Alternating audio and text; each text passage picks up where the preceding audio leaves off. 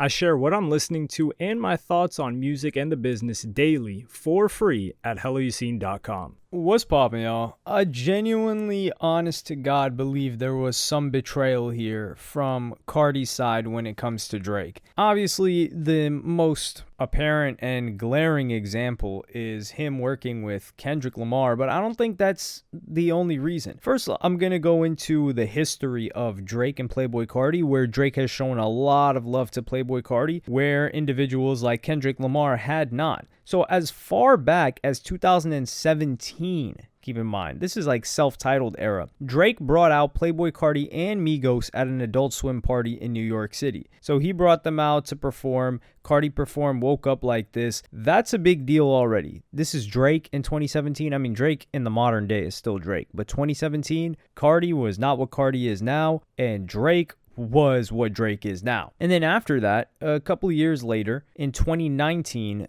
Drake and Playboi Carti had a collab on the way, and people didn't really believe this. They were shooken up by it. They weren't sure if this was actually going to happen. But then we got another teaser for none other than Whole Lotta Red, Playboi Carti's newer fan base, their most beloved album prior to I Am Music. We don't really know how that one's sitting with the fan base. But this was on August 13th, 2019. Champagne Papi Drake posts on his Instagram, "Nobody, me, somebody play Whole Lotta Red." And this is before Whole Lotta Red dropped. Whole Lotta Red dropped in 2000, I believe it was 2020, and this was in 2019. So that just goes to show you Drake was tapped in and showing love. It dropped on Christmas 2020. Following that up in 2020, while Whole Lotta Red didn't drop yet, in May, Drake and Playboi Carti were going to officially collab on their first song together that was going to be released to the public, Pain 1993. And at this point, Kendrick didn't work with them. J. Cole didn't work with them. Some people thought that this was odd. Some people hated on Cardi for it. But the person that put this link up together, or at least contributed to it strongly, was Ian Connor, who shared messages between himself and Drake for Pain 1993. Keep in mind, 1993 is the birth year of Ian Connor. At this time, Drake was messing with Ian Connor. He was rolling with the Sicko stuff. Sicko is Ian Connor's brand. But in these text messages, you can read, "Man, is Cardi doing Pain? He like Michael Jackson. I can't even get the verse." And then keep in mind, this is Drake asking Cardi for the verse, and then asking about Cardi doing the verse to Ian Connor. And Ian says he did it. "I didn't like his verse, so he redid it, and we'll turn it right before the album. We don't want it to leak. It'll be perfect." And the album he's referring to is the Dark Lane demo tapes, mixtape album, whatever you want to call it, that released that year. And Drake says his label told Future they want to drop it on tape now. And he says, "Trust. Yesterday's, so we waiting on it." And he says, "You didn't. Send me my song." And then he sends it to him. He says, "I'm going to listen to your album soon as I get on Wheels. I really slept on that song. I'm sorry. It's I got more hidden gems in the cut." And then it's revealed in 2021, post Whole Lotta Red, Baby Keem was doing an interview and revealed that they were supposed to be on Drake's song What's Next. So I'm going to play you guys that clip right now. So I spoke to Super Mario. He did mention that you and Cardi were supposed to be on What's Next. Right. Or whatever happened with that? I don't know. That's just his process. So there you heard that. And then in 2022, in June, Drake was playing 7 a.m., which was a fan-made Playboi Carti song on his radio show, OVO Sound. Obviously, I can't play that, but this is a tweet that shows it. And then Cardi had writing credits on Drake and 21 Savage's album Her Loss on Jumbotron-ish Poppin', which is odd because did they sample him or something? Because the song was originally Yachty's, and we didn't know this at the time that this information was released, but now we do. So perhaps Yachty did something with Cardi on there or got some assistance. Regardless, in 2023, Drake shouts out Cardi again on his IG story and says, "I just wanted to say that I've been in that mode for these past 24 hours. The boy," in reference to himself, "and Playboi Carti have something on the way." This is April 2nd, 2023. So another collaboration was gearing up to come out, which didn't come out. But if I had to guess, this was likely going to be No Face, because when Drake released 100 Gigs, this was post Kendrick Lamar beef. This was August of 2024. One of the songs was No Face, and Playboi Carti was on there. This song didn't end up getting fully released. And part of this is because Drake, whilst going on this 20v1, he had issues with The Weeknd and XO, and XO and The Weeknd, XO, The Weeknd, were locking in with Carti at this time. They've always been pretty cool. The Weeknd has been cool with Uzi and Cardi. Obviously, EXO Tour Life came from The Weeknd bringing Uzi on tour. But with Cardi, they even have a song together now, Timeless. But Academics goes into it in detail in this clip, which I'll play for you guys right now. The video of Playboi Carti getting a Maybach from Cash XO. And everybody started thinking about the lines. Yo, Cash spending and tricking on niggas. We do for bitches, he doing for niggas. Yeah. I wasn't necessarily thinking about Playboi Carti. I was actually thinking about, because I know a couple of street dudes who, if you look from the outside looking in, it look like extortion. I can't tell what it is. So I'm thinking maybe they're just getting a check for whatever. But, you know, the fans are talking about it in this sense. They're like, yo, Cash XO bought Cardi a Maybach. But I think he's managed by XO, though. I'm not going to lie. What do you think about that? And what's the Toronto street saying? Because Cash is from Toronto, ain't he? He's not from Toronto, but I think he's from Palestine, and then he moved here for a while. What do you mean Palestine? Like Palestine? Yeah. Like Middle East Palestine? Right? Yeah. Oh, I didn't know. Yeah. And then they moved over here. I know Belly is from Ottawa, so they had linked up with Belly before, so they might have moved from Ottawa with Belly, came over to Toronto for a little while, and then after when they blew up, they left to the States. But I think it's a message because remember, Playboi Carti was taken off of No Face. That is true. Isn't that odd? Yo, you know what's crazy? If you ask me, they take Playboi Carti off of No Face, and now Cash posts this post over here to show he with us. Yo, honestly, I think there's some very interesting shit. It's like politics. It's like a passive aggressive, almost political beef that's happening. The Weeknd also, ironically, just posted Pharrell, who we all know. Yeah, it's on his Instagram right now. He just posted Pharrell, you know, with a crown on his head and then a hat, almost like giving him the ultimate credit. We know Drake been dissing him. It appears that, you know, and by the way, then he posted Playboi Carti and Pharrell. I don't know, man. Yeah, you see why everybody's focusing on Kendrick and Drake? The side beef is what's really happening. The Weeknd and Drake, or XO versus OVO.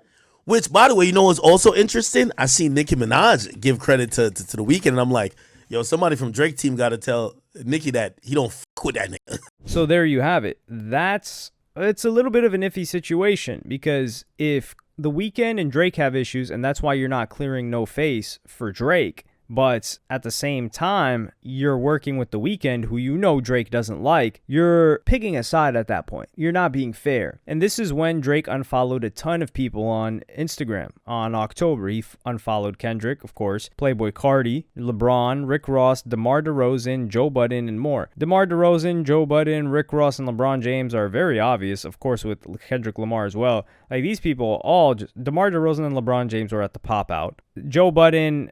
they've had an on and off again relationship, professional relationship, but I would never say that they were cool necessarily. Rick Ross, obviously beef there. But Cardi, it's like, interesting. And then, keep in mind, this is October, but the rumors of them working together started before October. And this is, now we're referencing Kendrick Lamar and Playboi Carti. Because Adam22, in September of 2024, which is before the unfollow by Drake, he was the one that announced on his podcast with Whack 100 that Cardi was going to travel to Compton to film a music video. And at this point, people weren't sure if this was going to be on GNX or Cardi's album. I'll play you guys the clip with Whack 100 talking about it right here. Playboi Carti. He's on your team? He's pie emoji, rooster emoji, I have no issues with Playboi Carti. I've never met him. I ain't got no issues with him, you know. A lot of people like him. My daughter listen to him. They're saying that he's coming to Compton to shoot a video with Kendrick. It's a good look. It's gonna change the game. I think him and J3, the hitter is close. They have a relationship, but I think that's why Cardi abandoned the bisexual vampire style that he's been working with for the past few years. You notice he's been wearing a lot of basketball jerseys, fitted hats. I think that he probably hit up Kendrick, said, let's do a song, and Kendrick probably said, I can't do it if you're going to be doing this bisexual Satanist thing. I don't know. Respectfully, I don't really follow him. Okay. But I know he's doing his thing. He got fans. He really switched it up on these kids. So all these kids who've been dressing like him for the past few years, now they've just totally just got to hit lids and just completely change up their whole outfit. Yo, did you see Benzino actually mention my name again? Did he? What did he say? I ran a marathon on that dude. Shut him down. He keeps talking like he's not a rat. So at this point, people were thinking, okay, was this on GNX? What's the deal here? Because GNX came out November 22nd, 2024, and we didn't see Cardi on GNX. He pretty much kept it West Coast, which was a dope project, dope album, and dope concept. So we weren't really sure what was going to happen until, of course, that guy Hit a J3 also posted Cardi Don't Know Ya. I'll play you guys this video clip.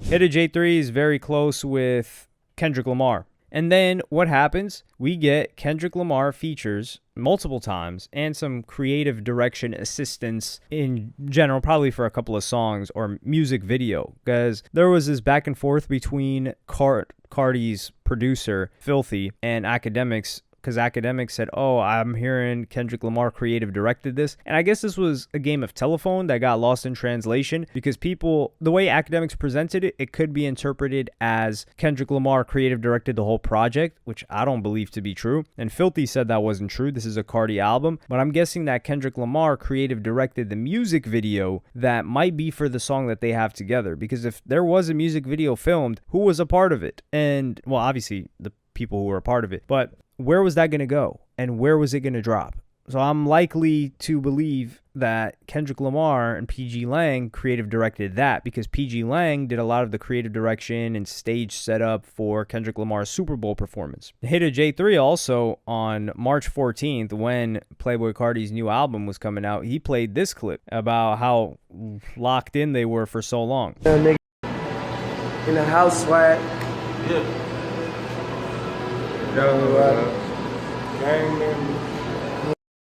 Now, granted, Playboi Carti has always been a fan of Kendrick Lamar. There's a tweet out of him supporting him years ago, back in 2012. Carti likes actual rappers too, if you guys didn't know. Most people do know that are plugged in, but we got all types of people watching us. And I think this is just a double whammy for Drake because Academics also said that Playboi Carti said that there wasn't no static with Drake. He basically said he's not doing anything. He's not saying anything wrong to Drake. He doesn't have any issue with Drake, the way that he described it. He doesn't have an issue with Drake. But Drake clearly has an issue with this. And I see it as a betrayal, man. Because you're working with The Weeknd, which is fine. Go ahead and do that. But then you won't clear a song for Drake. And it's in a moment where it would be good to clear a song for Drake. So perhaps you're just working on your own selfish intentions and saying, hey, I don't want to clear anything right now because my album's about to drop. But you cleared Timeless with The Weeknd. And The Weeknd has features on Cardi's project too. And apparently there was a song with Drake on this album as well. And I'll play you guys that Academics clip real quick where he says that he heard a song with Drake and Cardi that didn't make the album. I'll give y'all some. Y'all want some leaks? I'll give y'all some leaks. Cardi got a song with Drake. It's fire. I love it. It's not going to be on there. Kendrick's fucking supposedly creative directing it. Kendrick's not going to let a Drake song get on it, bro. I listened to the song. I'm telling you. I can tell you the sample right now. Yeah, all right. If y'all stayed up with me till now, yeah, I should know it, all right? This is a sample. This is a sample, which is, by the way, the slow jam sample. And Cardi got a song with this.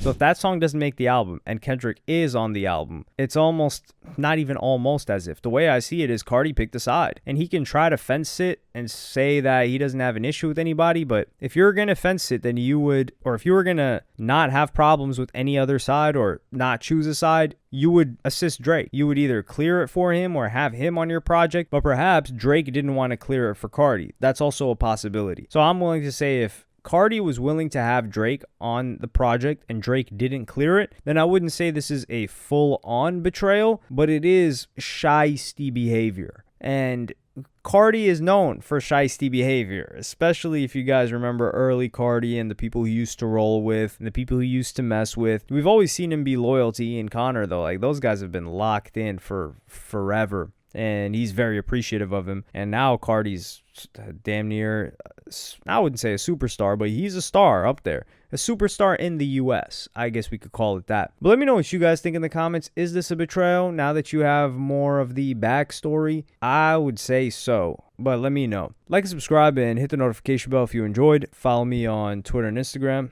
Go to helloyassine.com and I'll see you in the next one. Thank you for watching. Peace.